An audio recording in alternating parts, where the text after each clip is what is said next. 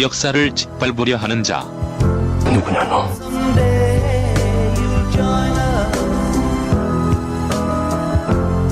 진짜 역사, 가짜 역사. 진짜 역사, 가짜 역사.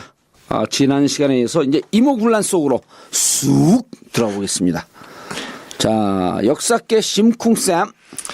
네. 심용환 선생님. 안녕하세요. 심용환입니다. 용환이에요, 영환이에요? 이걸 지금 물어보세요? 난 항상 그 이름이 헷갈려, 사람들 이름이.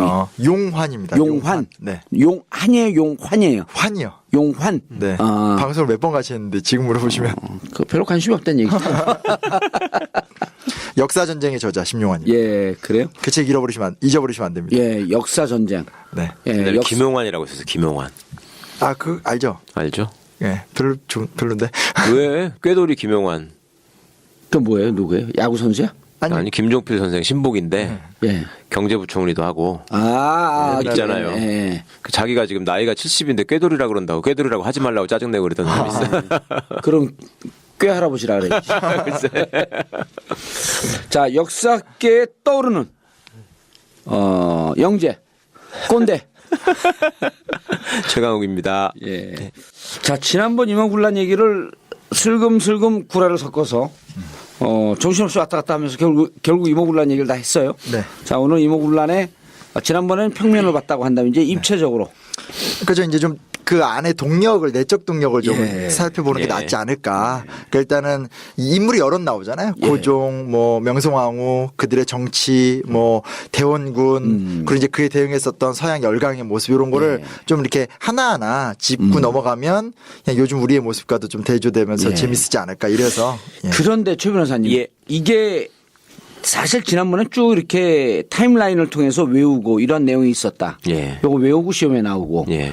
근데 이제 이게 우리나라가 역사를 가르치는 방법이고 예. 유럽 국가에서는 오늘 시간에 할 것을 주로 중심으로 가르친단 말이에요. 예. 이러한 세력 간의 충돌이 있었고 예. 민중들은 이런 때 어떠한 삶을 살았으며. 그렇죠. 근데 우리는 이걸 안 가르치는 이유가 이렇게 되면 사람들이 자꾸 그 시대에 누가 주인이었었는지 예, 예. 힘의 관계를 보거든요. 예. 그럼 비판적으로 보잖아, 세상을. 그렇죠. 그러니까 맨발 유럽뿐만 시대가 아니라 열리는 거 아니에요, 이렇게 되면? 유럽도 그렇고 미국도 그렇고 예. 우리나라처럼 이렇게 통사적인 관점에서 뭘 가르치는 게 아니라 일단 기본적으로 자기 지방 고향의 역사를 우선적으로 가르친다고 그러더라고요. 그러니까 네 뿌리를 알아라. 그리고 이제 역사를 우리는 그거 공부하고 황토사학자라고 개무시하잖아. 글쎄 우리는 그런 거 아예 안 배우잖아요. 아예 안 네. 배우죠. 거기는 세계사나 자기네 전체 역사를 배우는 경우도 대학교에 전공하지 않는 한 잘 없고 그 역사 수업의 방법도 보면 예를 들면 남북전쟁을 가르친다. 그러면 우리 고향은 당시에 남부에 속했었다. 예. 그러면 그러네. 너 같으면 이때 어떻게 행동했겠냐 뭐 이런 걸 놓고 토론을 시킨다는 거지. 남군에 들어갔겠냐, 북군에 예. 들어갔겠냐. 그렇죠. 그거 참 좋다. 예. 그러면 애들이 그걸 다 자연스럽게 생각하고 토론하고 할 수 있는 거 아니에요? 예. 이렇게 이런 거랑 똑같네. 자, 나는 70년대 예. 대학을 다니면서 예. 그때 당시에 박정희 대통령이라고 하는 군사 독재 정권이라고 칭했던 사람과 싸웠다. 예. 너는 만약 그 시대에 태어났으면 어떠한 입장을 취했겠느냐. 그럼 박정희 대통령은 어떻게 정권을 잡았으며 그 전에 일제시대 때는 무엇을 하였으며 이걸 먼저 쫙 가르쳐 줘야 되잖아요. 그리고 그때 시대 사회상은 어떻는지 예. 노동 현장은 어찌 되었으며 그때 너는 어떻게 하겠느냐. 80년대 전두환은 광주 학살을 통해서 정권을 잡았고 학생들은 이러이러한 일로 데모를 하고 반정부 투쟁을 했는데 너라면 네. 그때 아버지 세대가 살았는데 너라면 어떻게 했겠느냐. 이걸 물어봐 줘야 되는 거 아니야. 그렇죠. 그럼 무조건 입을 찍는 거지. 그러니까 그거를 예. 아직까지 우리나라에서 그렇게 토론을 안 했지만 근현대사 교과서 이런 게 있어서 한 10년간 배웠는데. 그걸 배웠다는 거예요. 그걸 얘네들이 안 거예요. 아니까 이걸 막으려고 이렇게 우겨싸움을 해서 국정교과서 밀어붙이는 거예요. 예. 근현대사를 없애버리고 왜냐하면 아무리 암기래도 고조선 시대를 가르치고 왜냐면 아무리 암기래도 예. 이게 암기로 단순히 넘어갈 수가 없잖아요. 내용을 읽다 보면 막 5.18 나오죠. 뭐 발췌기원, 사서육겸 나오면서 말이 안 되는 얘기니까 그냥 암기로 수업을 학원에서 쭉 떠들어도 끝나면 애들이 저를 잡아요. 물론 이제 제가 그렇게 단순하게 떠들지는 않더라도 잡은 다음에 선생님 이게 말이 돼요? 이러면서 황당한 얘기를 거니까 의식이 살아나는 거죠. 그러니까 그걸 저쪽이 안 거예요. 아니까 이렇게 교과서를 바꾸고 교육제도를 바꿔서 밀어붙이려고 하는 거죠. 그래서 국정을 통해서 고대사를 키우고 현대사를 축소시키고. 그렇죠. 아니 근데 이 얘기하니까 제가 예. 정말 이게 아주 유사한 똑같은 경험을 한 게 네. 우리 독립선언문을 외우잖아. 3.1절. 5등은 자에 뭐. 오든 자야 조선의 독립국임을 선언한과 동시에 뭐 어쩌고저쩌고 나오는데 그 문구 한 구절만 하는데도 막 3.1운동 현장에 있는 것처럼 피가 끓더라고. 그 피가 끓으니까 공부가 안 되는 거야 이게. 나가서 일단 담배 한 대 때리고 오늘 소주 한잔 하자. 야 피가 끓는다. 그죠. 그러니까 원래는 역사 수업 자체가 막 방금 말씀하신 것처럼 내용을 다 가르치는 게 중요한 게 아니라 한 사건에 대해서 학생들이 인상을 받아도 그 중요한 그의 인생이 바뀔 수 있는 거니까 그렇게 가야 되는데 교과서는 너무 두껍게 만들어 놓고 암기식으로 가니까 그렇지. 효과가 없는 거죠. 아니 안중근 의사가 형장에 끌려가는데 너무 일본군 교도관들이 존경을 해서 안중근 글씨를 받으려고 사용 시간이 늦어졌다는 거 아니에요 몇 시간? 예. 이 한 구절이 독립운동의 전체를 보는 것과 똑같은 거 아니야? 그러니까요. 그렇죠. 예. 그러니까 독립운동사를 막 엄청 나열을 해놓거든요. 예. 그걸 다 외워서 모에다 쓰고 저 같은 전공자도 읽으면 머리가 아프거든요. 그런 거보단 한 사건이라도 학생들이 가슴으로 느끼면 그 학생들한테 너 뭐 만주를 조사해 볼래? 아니면 뭐 어디 뭐 미주를 조사해 볼래? 과지만 줘도 예. 그 친구들이 조사해 보고 얘기하면서 뭐 차이도 발견하고 대화를 나누고 논쟁이 일어나고 최고의 수업이 되는 거죠. 그러면 이제 그 2번 찍으니까 안 되는 거지. 그러니까 그런 게 굉장히 이 사람들한테는 두려울 수밖에 없는 거죠. 그러니까 윤봉길 의사 하면은 홍쿠공원만 외우잖아요. 도시락 폭탄 이런 거 외우는데 실제 그 뒤에 있는 저는 가장 감동했던 얘기가 가면서 이제 김구 선생하고 시계를 바꾸자고 그러잖아요. 윤봉길 의사가. 저는 이제 어차피 죽으러 가니까 내 시계가 좋으니까 이걸 쓰십시오 하고 시계를 바꾼단 말입니다. 예. 그래서 김구 선생이 준 시계를 품고 윤봉길 의사가 결국 거기서 이제 목숨을 잃게 됩니다. 예. 근데 나중에 김구 선생은 결국 이제 해방된 조국에 돌아왔다가 안두희한테 암살을 당하잖아요. 예. 그때 김구 선생이 품고 있던 시계가 윤봉길 의사가 그때 건네준 시계였다는 거예요.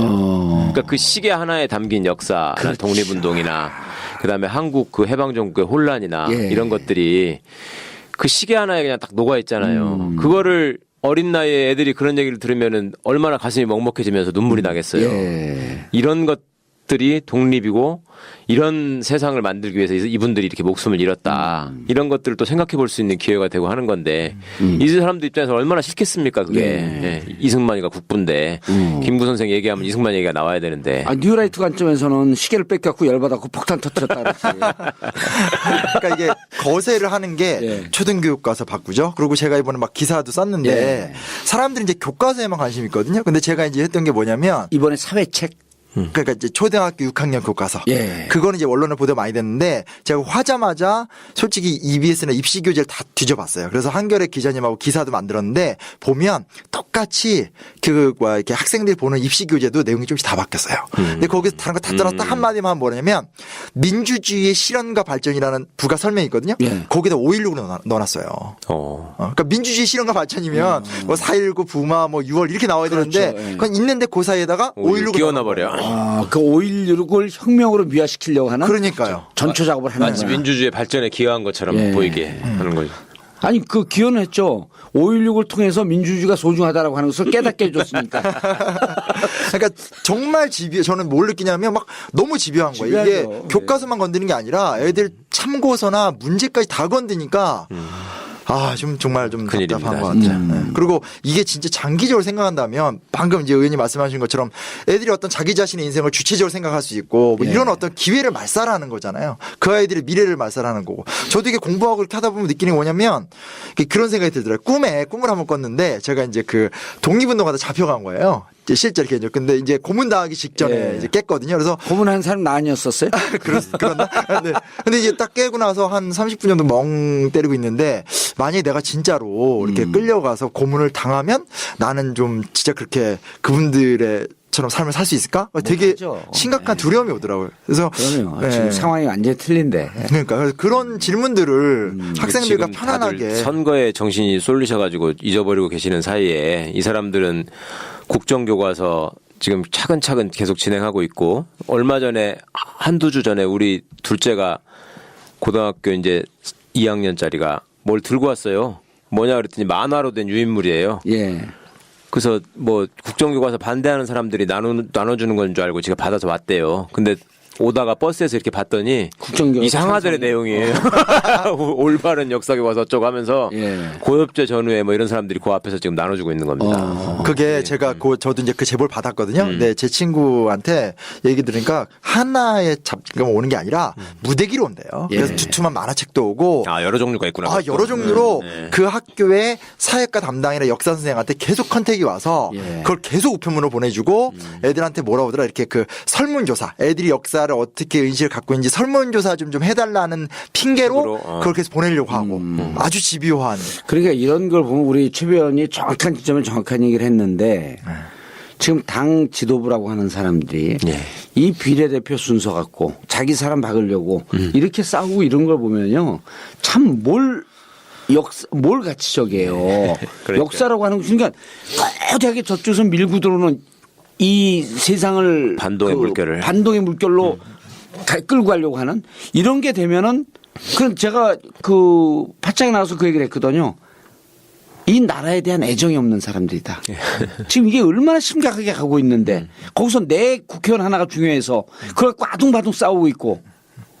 아니 제가 이제 이번 국정할 때 도종환 의원님 활약 많이 하시잖아요. 예. 그 제가 이제 좀 알게 돼서 그 의원실하고 같이 이렇게 좀 이렇게 이렇게 찌라시라고 해야 되나요? 그런 거 만들자고 기획안도 같이 쓰고 막 그랬어요. 홍보물을 만들자. 몇 번 제가 요구하고 또 이제 그쪽 의원실은 되게 적극적이세요. 그래서 찌라시 만든다로 요즘 오해받아요. 연예가 찌라시 때문에. 아니 근데 그 기획서를 만들어서 다 했는데도 네. 이렇게 안 통과가 되는 통하죠. 거예요. 예. 그래서 그러니까 오죽하면 제가 그 직접 돈 벌었고 이것저것 하려고 다 그러잖아요. 답답해갖고 안 된다니까. 아니, 그래서 오늘 보니까 그 저기 역사연대 그 역사학계에서 모여서 자기들 돈 모아가지고 그럼요. 소책자 만들고 막 이러는. 너무 답답해요. 정치권에서 답답한 다 저한테 오는 게 저는 얘기 들으면 바로 실행을 해버리거든. 참. 거의 살아있는 1인 정당이야. 더 커졌으면 예. 좋겠습니다. 자, 이모군란 얘기를 이제 내용 속으로 좀 쑥 들어가 보죠. 네네. 그 인트로 구라 떠는데 10분을 보냈네. 이게 시대가 시대니까 예. 더 이렇게 흥분이 많이 되는 것 같아요. 근데 일단은 이제 그 고종과 명성황후에 대한 평가거든요. 근데 이제 이게 있어요. 그러니까 사실은 고종에 대해서는 고종이 뭐 나름대로 노력한 게 많으니까 그 정책을 보고 이 사람을 훌륭하게 보자 이런 입장도 있고요. 예. 명성황후 같은 사실은 이제 그런 학술적 연구보단 뮤지컬 명성황후가 뜨면서 이제 이게 굉장히 또 긍정적으로 보자 이런 물결이 있어요. 근데 지난 시간에 커피, 네. 그다음에 전기, 캐딜락 얘기만 들어도 고정은 치러지는데. 그러니까 사실 좀 쪽팔린 왕이지 그게 무슨. 그러니까 개인적인 기록들 만나서 이렇게 이렇게 기록을 보면 상당히 영명하고 똑똑하고 착하고 이런 기록도 많은데 저는 이제 얘기하고 싶은 게 뭐냐면 뭐 우리가 그 사람 인물 평전 쓰는 게 아니라 역사적으로 그 사람들이 무슨 역할을 했는 게 중요하잖아요. 그렇죠. 중요하죠. 사람을 평가하는 건 그 사람의 역사적 역할의 문제인데 그 부분에서 고종이 노력을 안 한 건 아니지만 나약했고 네. 귀가 얇았고 예. 했던 짓을 자기가 다 없고 이런 부분에서 일관성이 없었다는 거예요. 그러니까 그때 당시에 이루어졌던 역사의 반동, 네네. 폐해, 네. 폐단의 부활 네. 이런 걸 하면은 그건 지도자로서 자격이 없는 거예요. 그럼요. 그렇죠. 예? 그렇죠. 예. 그냥 인간적으로만 봐도 지네 아버지 배신했지, 마누라 배신했지, 지네 또 무슨 그 식구들 가지고 또 장난치고 막 그랬다고. 그렇죠. 자기 형 무슨 큰아버지 뭐 이런 사람들 가지고 또 정치적으로 이용하고. 호가 뒷박이에요? 뒷박 고정은? 하여튼 좀 그래. 좀.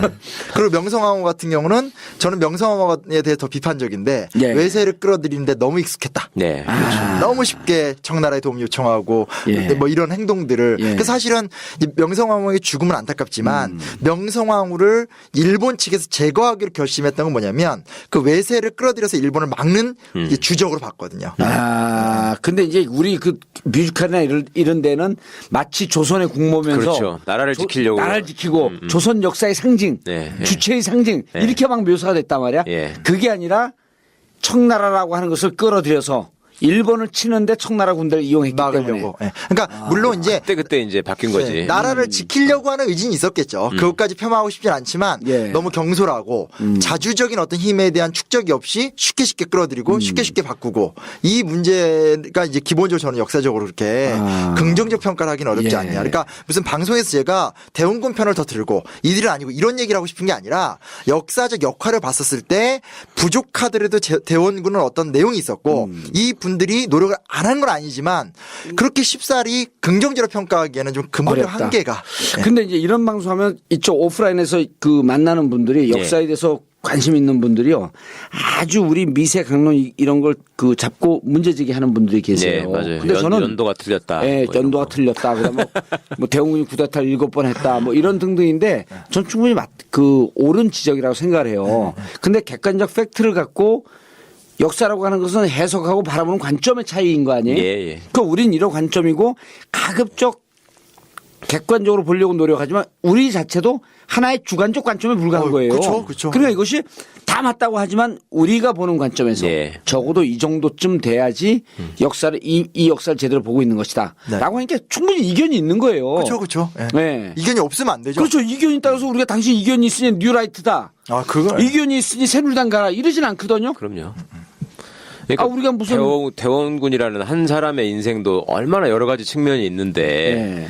아니 단순히 미술사적인 측면에서만 보자면야 조선 후기 문인화의 대가로서 지금도 그 난초 그림이나 이런 것들이 예. 고가에 경락되는 훌륭한 그게 상품이고 이모군랑 그 텐진으로 끌려간 다음에 열받아서 더 열심히 이렇게 뻑뻑 끓였다라는. 그러니까 감옥 들어가면 북구시 배우는 거랑 똑같은 예, 거죠. 그런 거죠. 마음 다스리느라고 한 건데 그러니까 이런 거예요. 정봉주가 훌륭한 정치인으로 기억하는 사람들도 있지만 네. 또 아주 여성들과 이렇게 잘 대화하고 폭탄주에 능하고 여러 가지 측면이 있는 거죠. 네네. 그 열받으니까 글을 열심히 써갖고 글도 잘 쓰고. 아, 그 왜 글로 가요? 슬그머니 나도 모르게 그냥. 글을 잘 쓰는 건 사실이야. 사실은 좀 신기해. 글이라는 건 원래 많이 읽어야지 잘 쓰는 거거든. 근데 더럽게 안 읽는데 글은 나와 또. 덜 읽고 쓰는 거예요. 땀나. 그래서 뭐 그런 분들의 지적을 모르고 있는 건 아니고요. 사실은 뭐 어떤 있지만 다만 이제 보통 그 어떤 대원군의 그런 어떤 7번의 쿠데타 이런 것들은 예. 정쟁의 과정을 너무 크게 부각을 시킨 거라는 예. 측면의 비판을 좀 받고요. 고종의 업적은 주로 고종을 좋게 얘기하는 사람들은 고종이 했던 정책에 포커스를 많이 둬요. 근데 정책에. 네, 그러니까 광무개혁이나 이런 내용을 많이 보는데 문제는 뭐냐면 그 정책을 일관되게 이끌어갈 수 있느냐가 문제거든요. 김영삼. 그렇죠. 예를 들어 김영삼 대통령 같은 경우가 한국개혁의 아이콘이지만 계속 많은 비판을 받잖아요. 예. 그런 것처럼 고종은 본인이 좋은 생각을 했다는 걸 부정할 수는 없지만 그거를 일관되게 끌고 가는 모습은 없거든요. 실행력과 추진력을 갖고 결국 그 결론을 내는 이런 힘은 부족했다. 40년을 집권했는데 제대로 결론 낸 게 뭐가 있어요. 고종이. 그래도 김영삼 대통령은 하나의 척결했죠. 실명제했죠. 의미 있는 일도 많이 했어요. 그렇죠. 예. 예. 근데 이분은 막 자기가 만든 거 자기가 부시고 IMF 구제금융 가져온 게 제일 큰 실수였었고 네. 소통력 문제 이런 거 그 자기 친인척 관리하지 못한 거 그쵸. 이런 문제가 있었지만 그래도 하나의 척결하고 그렇죠. 그게 군 민주화에 무척 큰 도움이 되지 않았나요? 사실상 소위 우리나라가 지금 군사 독재를 물리치고 민주화가 됐다라고 주장을 하는데 그러면 과거 군사 독재의 잔재를 상대로 뭘 했느냐라고 물어보면 없지 한 개. 하나에 없앤 것밖에 없죠. 그렇죠. 김영삼 대통령밖에 기억이 없는 거죠. 나머지는 예. 없죠. 그러니까 민주화라는 건 누가 얘기하든지 제도로서 완성되는 거 아니에요. 그러면 과거 군사 독재 시절하고 딱 비견되는 제도로 완성된 게 있어야 될 거 아니야. 하다못해 기무사라도 없어지든지. 예. 근데 그런 거 전혀 없잖아요. 아니, 노무현 대통령 우리가 존경하지만 노무현 대통령 시절에 가장 제1의 개혁과제로 뭘 삼았냐면 최 변호사가 늘 강조하는 게 군 사법제도의 개혁이거든요.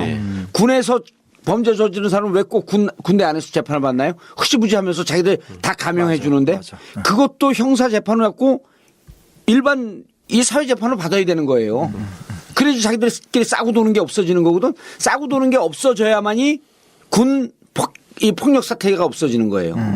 군 의문사가 없어지고, 네네. 군 총기 사고가 없어지고. 그러니까 그런 면에서 고종이 저는 그렇지 못했다는 거예요. 그렇죠. 아. 매듭이 없다는 거예요. 이 사람이 잘 열어요. 예. 그리고 말도 잘 듣고 예. 노력을 안 하지 않았어요. 그러나 결과가 없는 거예요. 결과가. 결과가 있어야지 업적이 되는 그런 거 거지. 보고 월남 이상재 선생이 유시유종이 드무오. 갑자기 깜짝이야. 되게 당황스럽네. 그 월남 이상재 선생이 그 얘기했어요. 시작이 있으면 끝이 있어야 된다. 유시유종이 있어야 한다. 네네네. 전문용어로 오사마리가 부족하다. 그것만 안 붙이면 너무 멋있는데 꼭 그걸 붙이셔서. 아니 그걸 안 붙이면 너무 멋있어 하면 사람들이 부담스러워해요. 네. 제가 부담스럽네요. 그런데 그런 부분을 염두해서 역사적 40년 집권했어요. 42년인가 그래요. 제가 조금 헷갈리는데 이런 거는 좀 토 안 잡아주셨으면 좋겠어요. 지금 여기다가 무슨 다 프롬프트 놓고 읽는 게 아니라 이렇게 하는데 이렇게 42년인데 왜 40년이라 그랬냐? 아니, 맨날 그게 올라오니까 예? 그거 뭐 치면도 안 나오는 건데 아니 내가 이명박 닮았어 왜 댓글 보고 열받아? 아니 근데 그게 이제 여기서만이 아니라 예. 뭐만 하면 꼭 그런 걸로 시비를 그런 거 거는 게 신경 쓰지 일반적이에요. 마세요. 자, 그래서 그렇게 네. 하면서 네. 정책이 나쁘진 않았지만 실현되거나 그것을 정책을 추진할 수 있었던. 그러니까 결국은 아무 결론이 없는 정책만 열고 해놓은 그렇죠. 이런 그렇죠. 의미가 있는 거죠. 네. 근데 그 약간은 그 바로 들어가기 전에 앞 얘기를 살짝 다듬어 보면 권력은 아마 현장 감각은 의원님 저도 훨씬 높겠지만 역사적으로 봤었을 때 권력은 언제나 메커니즘의 구성인데 이게 이제 예를 들면 중국은 환관의 바로가 되게 심해요. 그러니까 이제 중국 권력의 구조상 예. 황제하고 신하의 거리가 너무 멀어요. 그렇죠. 나라도 크니까 가는데 오래 걸리잖아. 그리고 이제 실제로 이제 한 나라 옛날 막 삼국지 이럴 때는 이렇게 신하랑 황제가 앉아서 얘기했다라면 이게 이제 당나라만 하더라도 멀리 있고 아예 엎드려서 고개도 못 들고 이런 식으로 신하랑 거리가 멀어지니까 황제가 영명한 문제가 안 되는데 황제가 이제 답답하면 환관들이 이제 십상시 같은 애들의 바로가 되게 심해지는 거. 이게 언제나 중국 정치의 문제거든요. 괜히 우리 대통령을 까는 것 같은 느낌 들지 왜 이대목에서. 아니 그게 자금성 다녀오신 분들은 그런 설명을 들으신다고 해요. 저는 아직 못 가봤는데 99개 문을 통과하면서. 예. 자금성이라는 게 이제 사람들이 가면은 그 규모에 엄청 놀란다는 거잖아요. 예. 근데 또 간과할 수 없는 부분이 담이 그렇게 높다 그러대요. 자금성은. 근데 불통과 폐쇄 상징 아니에요? 예, 그렇죠. 그러니까 우리 궁궐들은 담이 그렇게 높지 않고 다 건너편이 이렇게 보일 수가 있는 데인데 자금성은 그게 안 보인다는 거야. 맞아요. 굉장히 높다 그러더라고요. 그래서 수십 미터. 그렇게 했던 이유가 이게 훌쩍훌쩍 뛰어넘으면 황제를 죽일 수 있기 때문에 그걸 막으려고 그렇게 다 해놨다더라고요. 예. 나무도 안 심어져 있어요. 그것 때문에. 예. 다 봐야 되니까 보고 감시해야 되니까. 그러니까 이제 그쪽은 계속 이민족이 들어와가지고 엎기도 하고 그렇죠. 그다음에 농민 반란으로 엎어지기도 하고 그렇게 계속 왕조가 바뀌지 않습니까? 예. 근데 우리는 어쨌거나 한번 잡으면 쭉 가잖아요, 몇백 년을. 예. 그러니까 이제 그런 거에 대한 어떤 차이가 있는 것인데 지금 보면은 정치 지도자들한테 소통을 요구하는 이유가 우리가 너하고 맘먹겠다, 국민의 얘기를 들어라 이런 차원뿐만이 아니라 그런 얘기를 하는 게 아니라 귀를 열고 뭐가 돌아가는지를 그 자리에 앉아있는 사람이 직접 알고 있어야지 현실적인 대책이나 정책이 나오는 것이지. 그럼요. 예. 주변에 둘러싸여가지고 누가 한번 걸러준 정보만 듣거나 그다음에 그게 또 아주 정조처럼 머리가 뛰어나고 이런 사람 같으면 모르겠는데 그렇게 지능도 발달한 것 같지 않고 식견도 높지 않은 것 같은 사람이 자기가 믿는 몇몇 진실한 사람들한테만 의존하게 되면 중국이 보여준 그 멸망의 역사가 결국 빨리 당겨지는 것밖에 없잖아요. 그 지난 시간에도 우리가 임진왜란 얘기했었는데 저는 가장 인상적인 황제가 누구냐면 명나라의 만력제라는 황제가 있어요. 신종 만력제. 네, 되게 유명한 황제거든요. 근데 그 친구가 되게 특이한 게 뭐냐면 근데 그 유명한 사람은 왜 난 모르냐고. 그건 어쩔 수 없어요. 지금 그래서 제가 이렇게 나타난 거죠. 근데 뭐냐면 태정을 해요. 태정.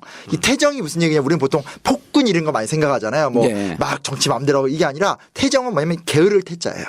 그 사람이 첫 정무에 나와서 무슨 막 이렇게 신하들 많잖아요. 그러니까 막 비판도 받고 하니까 이 사람 삐진 거예요. 그리고 그 다음부터 죽을 때까지 정무에 단 한 번도 안 나와요. 몇 년 안 나온 줄 아세요? 근 35년은 안 나와요. 그러니까 그냥 맡겨두고 혼자 노는 거예요. 그게 명나라 멸망의 아주 핵심적인 원인이 돼요. 네.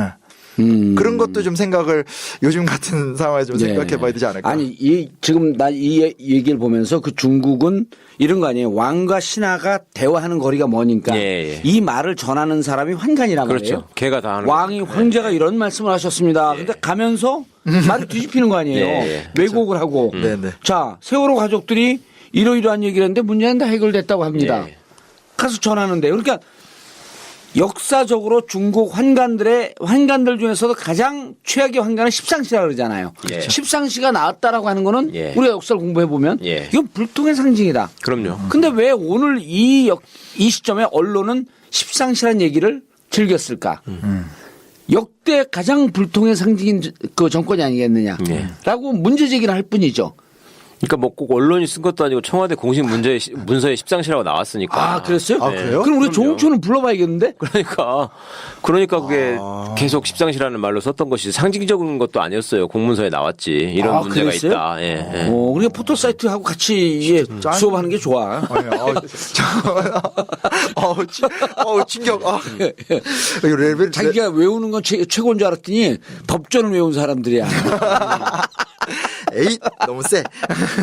자, 그래서요. 근데 이제 그거에 비해서 사실은 조선은 예. 왕권과 신권이 비등한 나라예요. 그러니까 왕을 신하들이 견제할 수 있고. 예. 그 옛날에 영화 광해 보면 사실 좋은 제도, 좋은 왕 시스템. 그럼요. 예. 굉장히 좋은 시스템. 그 광해가 역사 왜곡이 뭐냐면 그 영화 광해 보면 그 누구냐 그 유승용이 예. 도승지 비서실장이 이렇게 그 왕하고 둘이 있잖아요. 예. 그 거짓말이에요. 네. 절대 그럴 수 없어요. 무조건 저희 신하들은 2명 이상이 왕을 만나야 되고 사관이 항상 있어야 돼요, 옆에 또. 그렇죠. 그리고 그 뭐냐 그 붕당이 다를 경우에는 다른 붕당의 사람이 같이 들어와야 돼요. 이 시스템이 굉장히 강한 나라예요. 좋은 시스템이었었네. 아, 그렇죠. 굉장히 그거는 진짜 앞서가는. 좀. 그거는 세계적으로 그 시기 때 그런 어떤 제도를 운영한 나라 거의 없어요. 사실 그게 어찌 보면 지금 보면 민주주의 핵심이거든. 균형과 견제. 그것 때문에 조선 왕조가 간 거죠. 500년을 넘게. 맞죠. 그것 때문에 간 거지. 그리고 이제 그게 깨졌던 그러니까 그게 깨졌던 걸 막기 위해서 종친의 정치 관여도 좀 이렇게 막고 예. 최대한 왕과 신하가 이렇게 대화하면서 가는 것이 시스템이었는데 사실 이게 16세기 명종 때 을사사화라는 사건 터지거든요. 네. 그때 이미 척신 정치는 한번 문제가 돼요. 그러니까 그 당시 왕이 중종인데 중종의 첫 번째 부인의 아들과 두 번째 부인의 아들을 두고 이제 이 세력 다툼이 일어나게 되고 누구를 세자를 시킬 거냐. 네, 예. 대윤 소윤 이래가지고 막 싸워요. 그래서 이미 그때 한번 척신 정치의 패단을 보거든요. 그러니까 그것이 가장 좀 중요한 문제였는데 그게 사실은 요때 이제 다시 또 부활을 명성황후 때 이제 부활 물론 이제 그 전에 세도 정치 때도 예. 있었지만 그러니까 그런 식의 그러니까 시스템은 잘 만들어놔도 그걸 비틀고 무슨 문제가 생겨요. 어느 나라든지 예. 그걸 컨트롤하는 게 중요한 문제인데 조선은 그게 리더의 리더십이죠. 그렇죠. 예, 네, 예. 그렇죠. 중종이 그걸 못했었으니까 그때는. 네, 그래서 그러니까 아예 우리는 폭군만 생각하잖아요. 뭐 예. 연산군인데 폭군은 말 그대로 폭군인 거고 이런 시스템적인 모순이 심해지면 이제 군주의 리더십이라는 게 또 항상 한계를 좀 보게 되고 이런 고종 모습이 때도 그렇게 된 거죠. 네. 척신 정치의 부활. 네, 그게 되게 중요해요. 방금 말씀하신. 예. 그래서 책을 제가 이제 썼던 내용을 보면 이게 참 재밌어요. 하나하나 읽어드리면 재밌는 게 민승호, 민겸호, 민태호, 민규호, 민영익, 민영준, 민영목, 민영희, 민응식 등등등 예. 이게 다 고종 때 등용이 된 사람이에요. 민규는 없네요. 네, 민규, 그거 우리 아들 이름. 아이 당황스러워라. 왜 그러세요? 얘는 정민규라서 낄 수가 없어. 그치 안 되죠. 아니 미국 가면 민규 정글이에요. 나 정말 미치겠다. 근데 이게 막 내용이 그 당시에 기록을 보면 웃긴 게 뭐 민승호는 지식이 없고 정사를 다루지 못할 만큼 건망증이 심해서 용렬하다. 그러니까 민비. 명성황후의 그 라인들. 친척들 라인들. 막 8촌까지 나오다 보니까. 예, 근데 뭐 더 따지면 12촌도 나오고요. 학렬자들은 또 철저히 지켜요, 이놈들이. 돌림자는 다 같아. 또 맞아. 맞아요. 그리고 이제 뭐냐. 호래 호로 쓰고 네, 호자 돌림. 영자 돌림. 예. 네네네네. 다 자기 사람들이니까. 민규호는 내간 매직을 일삼았고. 그러니까 민겸호는 선해청 당상할 때 군인들에게 아까 이목을 예. 그 양곡을 빼돌리고. 이거 시험에 안 나오죠? 아, 그 사람 나와요. 민겸호는 워낙 유명한 나쁜 놈이라서 선해청 당상 민겸호가 나중에 죽거든 이목을 처참하게 때. 죽거든요. 예. 아, 그러니까 그 뒷장이 나오잖아요. 예, 저 얘기를 하죠. 살려달라고 그러니까 맞아요. 대원군이 내가 어찌 대감을 살리겠소. 네. 나 비례 입원 주시오. 그러니까 내가 어찌 비례를 드리겠소. 그래서 거기서 처참하게 이게 막. 민겸호. 네네. 그거는 이거 시험에 나온다. 그거는 이제 그 외우는 사람은 아니고요. 그 에피소드가 시험에 자료로 많이 나와요. 난 돌아서고 이거 술 먹으면서 잊어먹겠어. 아니 뭐 그런 거 모르셔도 되고요. 또 뭐냐 그 민영익은 이제 앞뒤로 좀씩 얘기했었는데 이제 앞에 이제 나왔었죠. 예, 네. 그 저기 그 있잖아요. 그 어디야 보빙사절단 갔다 온 다음에 변화네. 미국 갔다 와서 미국 갔다 왔고 헷가닥 해갖고. 꼴통이 돼버린. 그래서 결국은 이제 김옥균이 죽이려고 했던 사람. 뭐 그리고 이제 민태호나 민규호는 지들이 뭘 한 건 없고 양자로 민승호를 이렇게 올리면서 무슨 족보를 이렇게 촌수를 만들어줬나 봐요. 그거만으로 뜨고. 그러니까 온갖 폐악질을 다 했네. 그러니까 그렇죠. 이것만으로도 네. 권력이라는 게 외부적인 정책만으로 가는 게 아니잖아요. 네. 내부적인 어떤 이런 시스템이나 이런 게 이게 흥선대원이 다 끊었던 건데 그러니까. 다 일어나니까. 아, 김대중 대통령 시절에 그 아들 3명이 한다고 해서 홍삼 트리오라 그랬잖아요. 이거 하면 이거는 난리가 났네 그냥. 이건 트리오 정도가 아니에요 이게 지금. 이건 테니오. 진짜 너무 심하게 했어. 걔들 진짜. 너무 심해요. 그리고 이제 그러니까 이런 역사를 해야지 명성황후를 제대로 볼 수 있는 건데. 그렇죠. 이런 걸 보지 않고 예. 뮤지컬만 보니까. 예. 그러니까요. 그리고 이제 별입시 제도라고 해서 예. 그러니까 뭐냐면 별입시는 이제 말 그대로 별도의 입시. 그러니까 이제 고종이 자기가 원하는 라인을 딱 예. 만들어요. 그래서 뭐 김보현, 정범조, 윤자승인데 뭐 이름 외울 필요 없고요. 이게 되게 웃겨요. 그 김병시라는 사람들인데 이 사람들이 다 흥선대원군한테 버림받았다는 이유로 등용이 된 사람들이에요. 예. 그래서 좀 답답하죠. 근데 김병시는 뭐 왕이 맨날 물어보면 의견이 없어요. 그래서 별명이 부지적. 그러니까 이제 대답을 안 해. 맞아요. 그리고 이제 김보현은 이 부정과 비리의 대가인데 어. 짱인 게 뭐냐면요. 세곡선이 이렇게 오는데 이게 세곡선이 뭐냐면 이제 그 쌀을 실은 배들 예. 그 세금 같은 거 이렇게 오는 건데 그 배가 난파가 안 당했는데 당했다고 이렇게 거짓말을 하고 빼돌리고 관료가 진짜 별놈 다 있는 거예요 정말. 이런 사람들이 그 벼슬로 들어갈 수 있게끔 별입시라는 걸 만들었다. 그러니까 아니 그 고종이 자기 자문단으로 뽑은 거예요. 뽑은 사람의 수준이 이렇다는 거예요 지금. 그냥 밑에 애가 아니라 자기 옆에다 두는 관료들이 이 모양이었다. 그러니까 자기한테 자기 귀에 달콤한 얘기를 그렇죠. 하고 예, 뭐 아부 갖다 주고. 잘하고 예, 예. 그러니까 쉽게 얘기하면 빠는데 능하고 그렇죠. 그때 이제 걔들이 진고들이지 진고. 진고가 뭐예요? 고종한테 진실한 사람들. 그거 다 좋은 얘기들. 라고는 아니죠. 전라고. 진박이 아니고 진고들이야. 그러니까 이 사람이 참 용렬한 사람이야. 그러니까 네.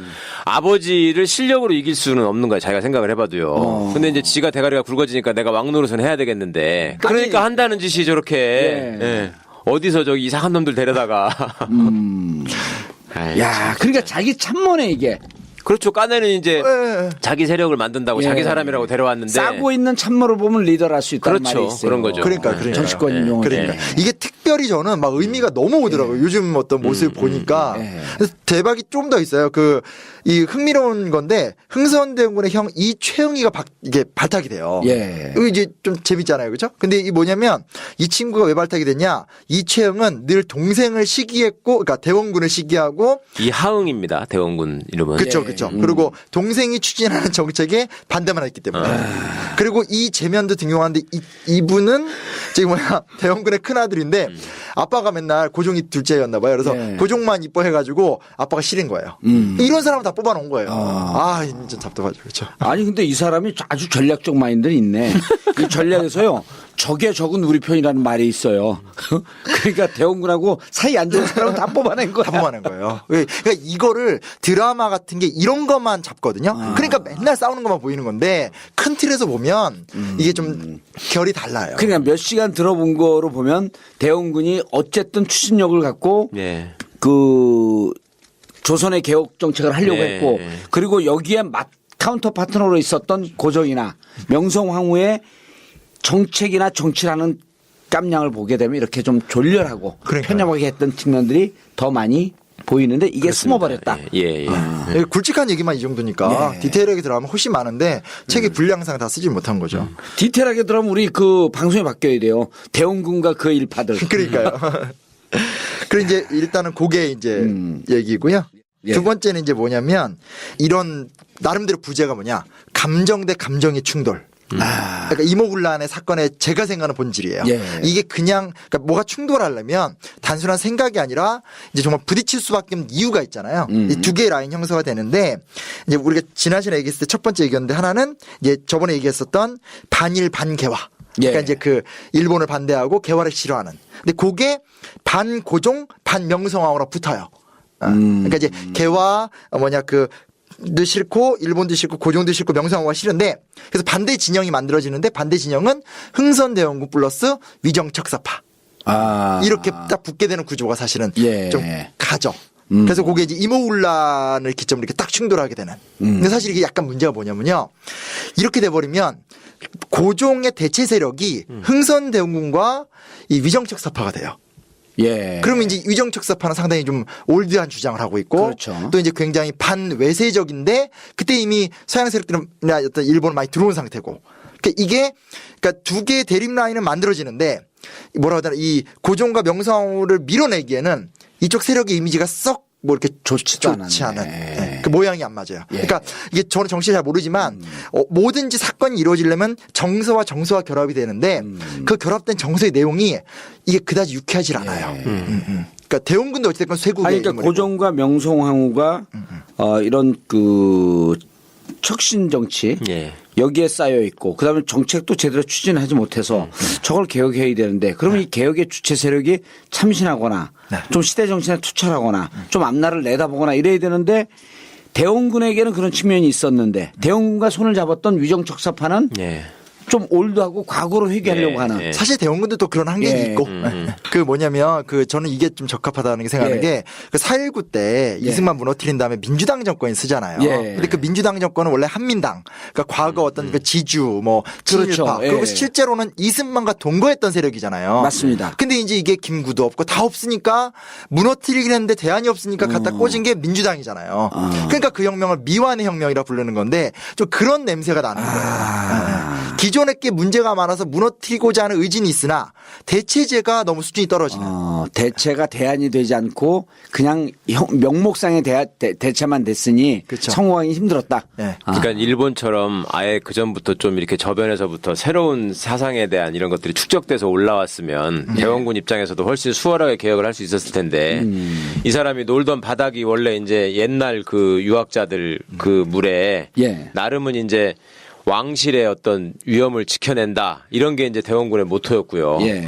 그렇다 보니까 이제 한계가 너무나 명확한 거지. 그러니까 나라를 생각하기에 앞서서 있는데 일단 왕실의 권위나 위엄 이런 걸 먼저 생각하는 거고. 예. 그 이제 고종이나 민비의 입장에서도 이거를 지금 아버지가 좀 너무 올드하게 꼴통으로 가려고 하니까 우리가 좀 젊은 사람으로서 나라를 좀 새롭게 바꿔보자 이런 생각을 한 게 아니라 얘들은 왜 우리 아버지가 저렇게 힘이 세고 나를 왕으로 이렇게 저기 제대로 대우를 안 해주고 그러니까 내가 저거부터 빨리 뺏어와야 되겠다 그 생각만 하면서 이제 이상한 놈들 데려다가 옆에다가 또 깔아놓고 그러니까 권력을 불행이죠. 둔 예. 떡고물 싸움으로밖에 안 되는 거네. 결국은 근데 이제 그나마 대원군이 차별화되는 지점은 이 사람은 그래도 사리사욕에 매여가지고 예. 무슨 매간매직을 했다는 소리도 없었고 이 사람은 그렇죠. 네. 그리고 이제 우왕좌왕하지도 않았고 나름은 이제 소신을 지키면서 자기 갈 길을 쭉 가고자 했는데 이게 시대하고 안 맞았던 거죠. 예. 그리고 이제 미래를 보는 비전이 부족한 그게 거죠. 부족한 거고. 그다음에 국제 정세를 읽는 힘이 그렇죠. 없었고. 그렇죠. 힘이 왜냐하면 없었고. 쇄국 정책 펼쳤던 사람이고 예. 위정척사파가 권력을 잡으면 그때 어찌됐건 열강의 세력들이 발을 다 디뎌놓고 있는데 얘네가 권력을 잡는 거는 되게 불편한 얘기가 또 될 수 있어요. 그러니까 고종과 명성황후를 전체적으로 우리 심 선생님이 가져온 기록을 봤더니 두 가지의 특징이 있더만요. 일단 정책이 우왕좌왕해. 그렇죠. 예. 지조가 없고 일관성이 없어. 예. 그럼 두 번째 부패와 매관매직 이런 게 너무 깊이 뿌리가 예. 내려져 있어. 그러니까 예. 개혁 세력이나 이런 무슨 정치의 대체 세력, 대안 세력으로 볼 수 없는 세력들이야. 자질이 부족한 거죠. 예. 근데 그걸 엎을 세력이 없으니까 예. 어떤 부분은 좀 올드한 이제 흥선 대원군이나 위정척사파가 또 반대 라인에 쓰는 그러니까 이게 네. 너무 답답한 거예요. 그러니까 결국은 외세 먹칠 수밖에 없는 그런 구조가 되어 있었던 구조적으로. 거지. 그렇죠. 그러니까 이거를 뭐 그래서 자학적으로 보자는 게 아니라 객관적으로 이 사실은 봐야 사실이니까. 되는 거죠. 그렇죠. 그걸 직면해야지 되는 우리의 현실적 역량이 그거밖에 안 됐었다. 네. 그러니까 저 뭐 요즘도 그렇지 않나요? 저는 좀 모르겠어요. 저는 운동권 출신이 아니어서 그런지 이렇게 예. 보고 있으면 뭐라 그러나 좀 답답해요. 그러니까 뭔가 국정화도 그렇고 국정화 때문에 제가 이것저것 생각도 많이 하게 되는데 정말 이렇게 주변에는 조직도 돈도 행동력도 없는 그런 외로움 뭐 이런 것도 많이 느끼고 그럴 때는 국민만 보고 하는 거죠. 그렇다고 국민의당은 아닙니다. 우리가 이제 외교 문제에서 사실은 이번 정권이 한 게 없고 다 실패했다라고 하는 것도 이 문제하고 어떻게 보면 연결될 수 있는 그렇죠. 거죠. 그러니까 예. 이제 고종이 조금 더 영민한 군주였다면 당시에 열강들이 역시 각축을 하지 않습니까? 그러면 그거를 중간에서 자기가 이제 밀고 땡기고 하면서 얘들을 서로 싸움을 붙였다거나 아니면 내 편으로 만들었다가 또 놔줬다거나 이렇게 하면서 이제 얼마든지 그 줄타기를 통해서 길을 찾아볼 수 있었을 텐데 이 사람이 그렇게 하지 못하고 그냥 처음에는 외국의 사절이나 이런 사람들이 고종을 꽤 괜찮게 평가를 하잖아요. 그렇죠. 이 사람이 동양의 어떤 절대군주로서 꽉 막힌 사람일 줄 알았는데 만나보니까 대화도 되고 괜찮은 사람이다. 성품도 커피도 좋다. 좋아하고 캐딜락도 좋아하고. 성품이 괜찮다 그랬었어요. 다. 성품이? 예. 그랬는데 지내보니까 이게 내 편인 줄 알았는데 나중에 보면 뒤통수를 때리고. 예. 그러면 그 뒤통수를 때린 거에 무슨 고도의 전략이나 외교적 의미가 있나를 또 따져보면 아니야. 예. 그리고 주변에 있는 애들을 보면 완전 허접한 거예요. 그러니까 얘들이 좀 겪어보고서 아 이거 허당이구나 이렇게 딱 된 거죠. 그러니까 이제 나라가 막 망해가는 거지. 예. 계속 이제 그런 현상이 네. 우리 다음에 하게 될 뭐 갑신정변이라든지 독립 패턴 다 똑같아요. 그 일관된 패턴이 좀 있어요. 아니 지금의 국제 정세 관계하고 이게 너무 딱 맞는 게 2015년 9월에 예. 전승 70주년 기념 때 박근혜 대통령이 예. 천안문 막루에 올라가잖아요. 예. 그래갖고 그 시진핑하고 같이 서 있잖아요. 네네.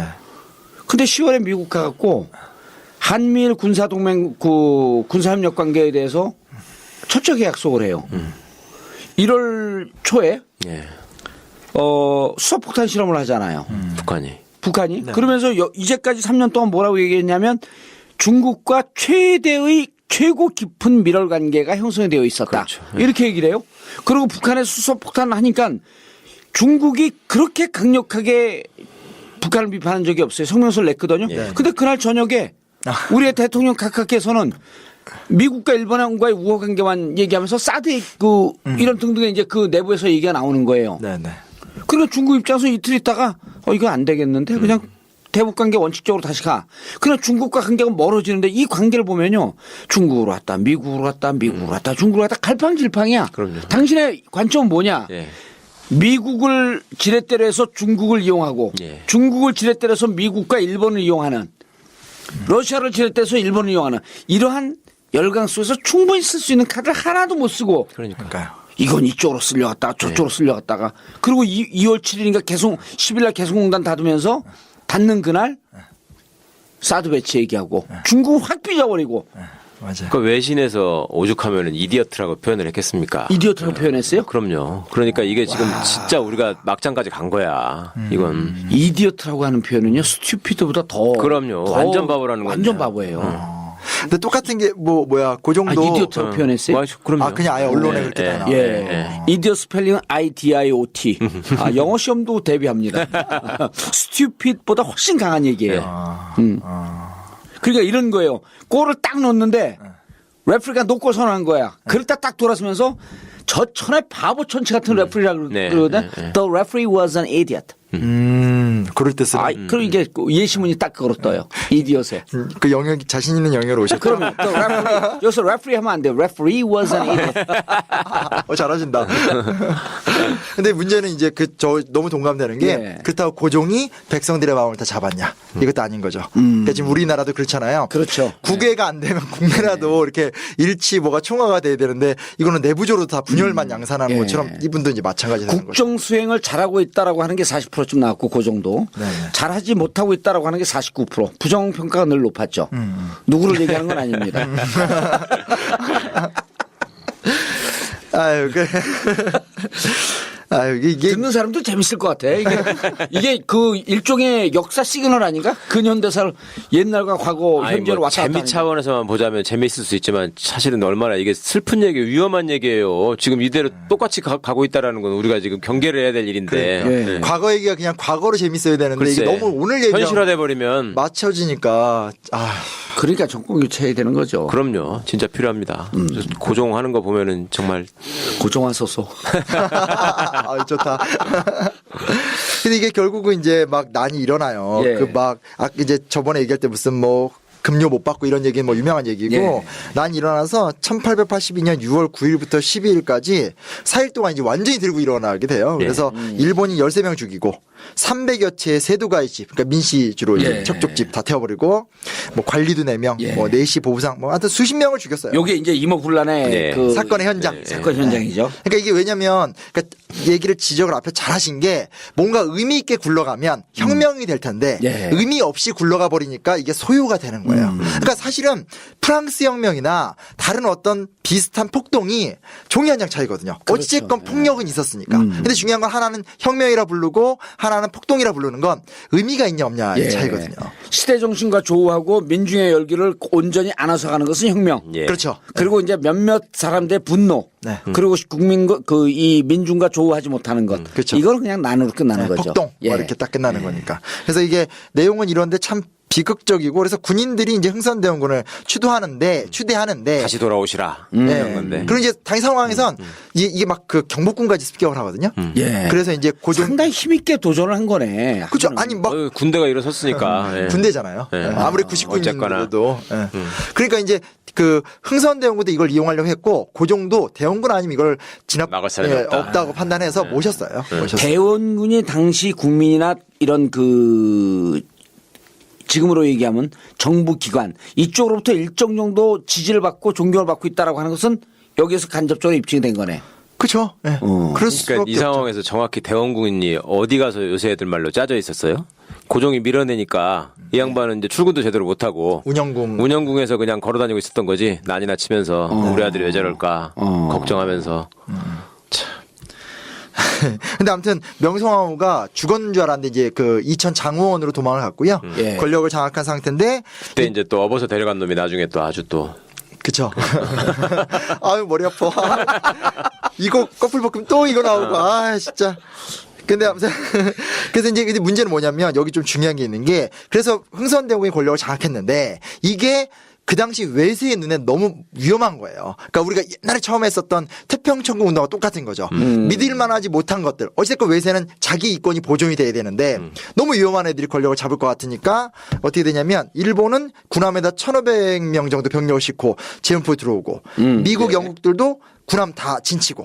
근데 더 웃긴 게 그거 딱 보면서 무슨 짓을 하려고 하냐면 조약을 갱신해야 되겠다. 자기들에게 유리하게. 네.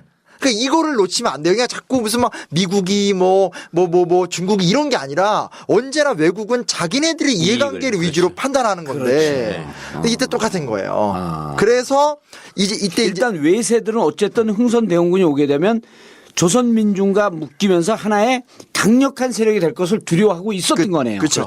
네. 근데 그게 가시화가 되니까 이제 막 군함을 막 끌고 오는 건데 군함을 끌고 오면서도 요거 잘 활용해서 조약을 좀 새롭게 맺어보자 이런 생각까지 하니까 보통 애들이 아닌 거죠. 근데 이제 이때 이제 문제가 뭐였냐면 이제 그 흥선대원군이 세력을 계속 유지할 수 있는 데 대한 불확실함이 좀 있었어요. 그래서 명성황후가 청나라의 군대를 그 이천에 도망가서 요청했고 청나라 군대가 들어온다고 하니까 대원군도 그걸 반겨요. 예. 왜냐면 전통적인 관념에서 벗어나지 못한 거예요. 네, 전통적으로 우리 우호 국가다.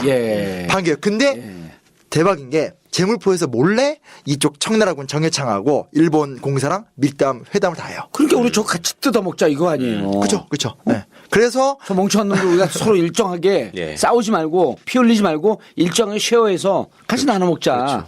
그렇죠. 네. 그래서 딱 이 뭐냐 대웅 입장에서 정여창을 비롯해서 뭐 마젠창이라든지 이런 사람 들어오니까 이제 이렇게 맞이하려고 너무나 이제 아무 의심 없이 나갔다가 이제 좀 준비 다 하고 있다가 이제 좀 무장 풀고 와라. 들어오자마자 이제 밀랍 같은 걸로 입을 딱 막아버리고 가만히 딱 태운 다음에 바로 텐진으로 끌고 가요. 그러면서 납치야. 납치예요. 그냥 납치예요. 그래서 몇 년 있다 왔는데 좀 헷갈린다. 아무튼 그 끌려가면서 팍 꺾일 수밖에 없죠. 그리고 이제 4,000명의 청나라 군대가 들어와서 이 99인 다 진압해버리고 상화 게임 싹 종료가 되면서 청나라에 의해서 명성황후가 컴백을 하면서 친청 정권이 돼버리는 거예요. 근데 이 친청은 그냥 친이 아니라 이제는 청나라에 의존해서 버티는 정권이 처음에 되는 거죠. 걔들이 조약 맺었을 때 그것처럼 진짜로 이제 노예 종속국이 된 거네. 그렇죠. 그리고 이제 그 조약, 그 저번에 얘기했던 그 조약을 맺은 거예요. 그러고서 맺은 거예요? 네, 조청상에서. 그거 맺고 이렇게 한 게 아니고 네네네네. 지난 시간에 시간은 먼저 맺은 것처럼 느껴져. 여기 이제 다시 디테일하게 하는 이게 거니까. 결과니까. 그래서 이제 장정이다. 그래서 맺은 거고. 그러니까 내용을 따지면 이게 학교에서 배우는 건 껍데기만 배우는데 하나하나를 따져보면 너무 비극적인 스토리가 따닥따닥 이어지는. 그러니까 지난번에 얘기했던 조청상민 수륙 무역 장정이 바로 이제 이 대원군을 끌고 하고 청을 끌고 들어온 명성황후가 그때 우리는 너희들의 노예국이다. 그렇게 된 거죠. 속국이다라고 하면서 그 계약을 맺은 거네. 정권을 보장받는 방법으로 나라의 저기를 다 넘겨준 거죠, 이권을. 짜증나는 게 그 도망가면서 이제 그 명성황후 쫓겨났다는 소리 들으니까 그 이제 명성황후인지 모르고 이제 지나가던 마을에서 이제 아줌마들이 막 욕한 거예요. 막 명성황후. 근데 이제 화려하게 진짜 올 때 엄청 화려하게 이게 입고 컴백하거든요. 컴백하면서 청을 등에 업고. 네. 근데 그 마을 다 세워버리고. 자기를 비판했다고? 그 마을, 자기 도망갈 때 이제 동네 아줌마나 이런 사람들이 얘기를 하는 걸 들은 거예요. 예. 그 민비란 년이 원래 좀 그렇고 나쁘고 뭐 그 친척들이 맨날 매관매직이 나고 나쁜 놈들이래 막 이런 얘기를 그 외척들 그 예, 예. 도망갈 때는 급하니까 이제 도망갔다가 돌아오는 길에 저것들 다 이렇게 된 거죠. 야, 어떻게 선조하고 똑같이 역사가 글쎄 반복이 말이에요. 되냐. 예. 참 정말 슬픈 일이에요. 그리고 마을 하나 없애는 거는 2차 세계대전 때 나치가 하던 행동 아니에요. 예. 그리고 국모인데 국모잖아요. 예. 엄마잖아. 엄마가 어떻게 자기 백성을 그렇게 그 말 몇 마디 들었다고. 밥 안 준다고 징징거렸다고 아들 죽이는 거랑 똑같은 거죠. 그러니까요. 하여튼 너무 이거는 너무 감당할 수 없는 내용. 그러니까 너무 미화되어 있다. 난 지금까지 명성황후 노래도 좋아하잖아요. 나가거든. 나가거든. 교도소에서 많이 부르셨다. 그러니까 뭐 슬프다. 무조건 저는 이것 때문에 고종과 뭐 명성황후를 악이다 이렇게 얘기하고 싶은 예. 생각은 없지만 이 사실을 정확히 알자. 예, 역사적 맥락에서 보면 이건 비판을 받는 게 마땅한 거고 좀 마지막으로 그냥 드리고 싶은 말씀은 이 결정적인 순간에 역사 변화라는 게 생기기 위해서는 과정의 맥락이 중요하거든요. 맥락이 쌓여서 짠 하고 되는 것. 그러니까 일본도 우리가 예전에 얘기했을 때 단계에 있어서 이제 메이주신이 됐듯이 우리도 한 단계 뭐가 쌓여 나가야지 그 다음 단계로 근대 국가가 되든 뭐가 되는 건데 우리는 한 단계가 파괴, 뭐 이렇게 정쟁, 소요, 뭐 이렇게 누구 퇴출 이렇게 가는 거라는 거죠. 그래서 뭐 지금 뭐 야당 얘기도 많이 하시지만 만약에 정말 야권이 정치에서 어떤 새로운 주도권을 잡고 싶으면 맥락이 있어야 된다는 거죠. 그렇죠. 맥락으로 뭐가 쌓이지 않은 정치는 아무리 뭐 훌륭한 사람, 뭐 김대중 대통령이나 노무현 대통령이 부활한다고 해서 지금 뭘 할 수 있겠어요. 맞습니다. 그런 부분을 좀 생각해봤으면 좋겠다. 아니 근데 그 얘기가 진짜 역사 선생님이 저렇게 얘기하는 게 현실 정치에서도 너무 소중한 게 제가 계속 이제 정치에 못 나가니까 무슨 얘기를 하냐면 자꾸 정치 일정에 우리 역사를 맞추지 마라. 그러니까 2012년 4월 총선에서 지거든요. 지고 사람들이 낙담하고 흩어지면 그냥 깨진 거예요. 2012년 12월 29일 대선에서 지거든요. 네. 지고 실망했고 다 떠나. 그럼 우리의 힘이 없어지는 거예요. 쌓아나가야 되거든. 그렇죠. 이번에 4월 총선에서 참패할 수도 있어요. 그러나 그래도 모았던 힘을 더 우리 사회를 좋은 사회로 만들고 사람 사는 세상으로 만들기 위해서 그 축적을 해나가야 되거든. 네. 그러니까 정당에서는 지고 나면 실망했고 사람들이 흩어지고 2017년 전국 이치 안 하면 또 흩어져요. 이러지 말고 저도 우리가 모았던 힘을 자꾸 축적해 나가야 되는데 그렇죠. 정당은 그걸 못해. 그래서 나를 정치권에 놓지 않고 외곽에 있으면서 나더러 축적을 해 나가라. 이건 신의 계시다. 저도 지지합니다. 예. 아니, 그러니까 아니, 큰 정치 세력의 맥락에서도 우리 심 선생님 말씀하신 것처럼 쉽게 말해서 그 시기에 꼭 달성해야 됐던 일, 또 예. 그 명분, 의미 이런 것들이 잃지 않고 쭉 가야 된다는 게 지금 역사적 맥락을 얘기하는 거잖아요. 그렇죠. 정치인 한 사람을 놓고 볼 때도 그건 똑같은 것인 것 같아. 그러니까 자기가 진짜 큰 정치인이 되고자 한다면 어떤 시대에 어떤 선택이랑 하는 것들이 전부 다 큰 맥락에서 벗어나지 않아야 한다. 예. 그러니까 과거 노무현이라는 한 시골 출신의 정치가가 대통령이 될 때는 그거거든요. 그렇죠. 계속 놓치지 않고 쌓아나갔던. 그다음에 정봉주라는 정치인이 낙곰수를 통해서 갑자기 사람들한테 등장을 했지만 지금까지 계속 사람들의 애정의 대상으로 관심의 대상으로 남아있는 이유도 이 사람은 순간순간의 맥락에서 항상 민주정부를 지키기 위해서 헌신한 사람이다. 우리 대신 싸운 사람이다. 이걸 잃지 않고 있기 때문에 지금 계속 살아남을 수 있는 것이고 정치적인 생명이라는 게 뭐 저 정청래도 마찬가지야. 이번에 정청래는 네. 그 정봉주를 뛰어넘은 거예요. 그러니까요. 맞아요. 그래서 내가 그거를 이제 페북에다가 은근히 썼잖아요. 정청래 뒤에는 지옥의 문턱까지 다녀온 정봉주가 있음을 이들은 간과했다. 그리고 정봉주 뒤에는 모진 풍파 속에서도 꺾이지 않는 국민이 있음을 이들은 간과했다. 그 반면에 지금 국민의당에 모여 있는 사람들이나 또 이제 더민주에 있으면서 마치 핵심 실세인 것처럼 하는 사람들을 보면 그때 상황에서 제일 센 놈한테 붙어가지고 자기 이득을 얻는 쪽으로 계속 일관되게 살아가고 있잖아. 그러니까 이제 결국은 사람들이 그 정체를 알고 낙선 운동을 하겠다. 그럼요. 저걸 없애야 된다. 쟤는 비례대표 주면 안 된다. 이런 얘기들이 막 나오는 이유가 결국 그게 다 사람들이 모르는 것 같지만 쌓아놓고 있고 언젠가는 다 보여지는 것인데. 그러니까 역사가 참 그래서 중요한 거예요. 거예요. 내 정청래 의원도 이번에 그 정청래 의원을 비판했던 기자들이 다 우호적으로 돌아섰잖아요. 네. 그러면서 지금 최변이 얘기한 그 얘기를 하는 거예요. 정동영, 네. 천정배, 신기남은 좀 억울하지만 신기남 이렇게 당 지도부 했던 사람들은 다 탈당을 했지만 정청래는 남아서 당을 지키기로 했다. 그러니까 사람들이 댓글에 정봉주를 이미 뛰어넘었다. 네. 그런데 정청래한테 얘기했죠. 관악산에서 날 이미 뛰어넘었다. 인정한다. 정봉주 복권되는 순간 3분 안에 다시 회복된다. 나를 뛰어넘는데 3년이 걸렸지만 난 3분 만에 회복. 아니, 그러니까 김영삼 대통령도 사실은 인기가 있었던 사람도 아니고, 그러니까 네. 나중에 보면 욕도 많이 먹고 그랬는데, 어쨌든 주검 앞에서 이제 그 사람이 객관화가 됐었을 때, 그렇죠. 이제 그러니까 부정할 수 없는 분명한 맥락을 그 사람이 갖고 있었다는 그럼요. 게 독재 입증이- 끝까지 싸웠던. 네, 그런 사람이 없었으니까. 그러니까 진짜 대원군이나 사극 보면서 자꾸 이 사람 저 사람 씹기 전에 본인들이 좀 이렇게 여기 나왔던 사람들과 비교했을 때 어떤 존재인지를 좀 객관적으로 좀 판단해 봤으면 좋겠어요. 예. 그게 좀 중요한 문제인 것 같아요. 역사는 차곡차곡 알곡 쌓듯이 쌓아가면서 그러고 그것이 근거가 돼서 세상을 바꾸는 초석이 된다. 자, 이모군란 이 편에 걸쳐서 하면서 잠시 저희가 그 사과의 말씀드리면 비례 2번을 살짝 건드렸는데 살짝 건드려서 죄송합니다. 본격적으로 건드렸어야 되는데 자, 진짜 역사 가짜 역사 진가역 마치겠습니다. 감사합니다. 감사합니다.